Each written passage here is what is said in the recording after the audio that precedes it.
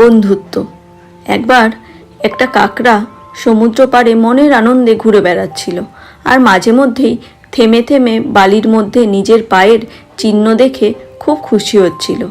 তার পেছন পেছন পায়ের চিহ্নগুলো এগিয়ে আসছে দেখে সে খুব আনন্দ পাচ্ছিল। হঠাৎ একটি ঢেউ এসে তার পায়ের সব চিহ্ন মুছে দিয়ে চলে যায়। এটা দেখে কাকড়াটা ভীষণই রেগে যায়। ও তখন ঢেউকে বলে, এই ঢেউ, আমি তো তোমাকে নিজের বন্ধু ভাবতাম, কিন্তু তুমি এটা কি করলে? আমার বানানো সুন্দর পায়ের চিহ্নগুলোই তুমি মিটিয়ে দিলে। তখন ঢেউ বলে, ওই দেখো, পেছনে জেলেরা পায়ের চিহ্ন দেখে দেখেই কাকড়াদের ধরছে। হে বন্ধু, ওরা তোমাকে ধরতে না পারে, সেই কারণেই তো আমি তোমার পায়ের চিহ্নগুলো মিটিয়ে দিয়েছি। সত্যি কথা এটাই যে অনেক সময় আমরা সামনের মানুষটার কাজ অথবা কথা বুঝতে পারি না, মনে মনে কিছু একটা কল্পনা করে নিই, আর সেখান থেকেই তৈরি হয় ভুল বোঝাবুঝির, যার ফলে অনেক সময় বন্ধুত্বও ভেঙে যায়।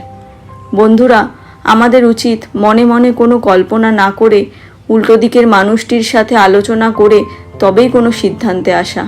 যে কোনো বিষয়ে বক্তব্য রাখার আগে একটু ভাবনা চিন্তা করে নেওয়া। আমার এই ছোট্ট গল্পটি ভালো লেগে থাকলে একটি লাইক করবেন এবং চ্যানেলটি সাবস্ক্রাইব করবেন এবং কমেন্ট করে জানাবেন গল্পটি আপনাদের কেমন লাগলো। ধন্যবাদ।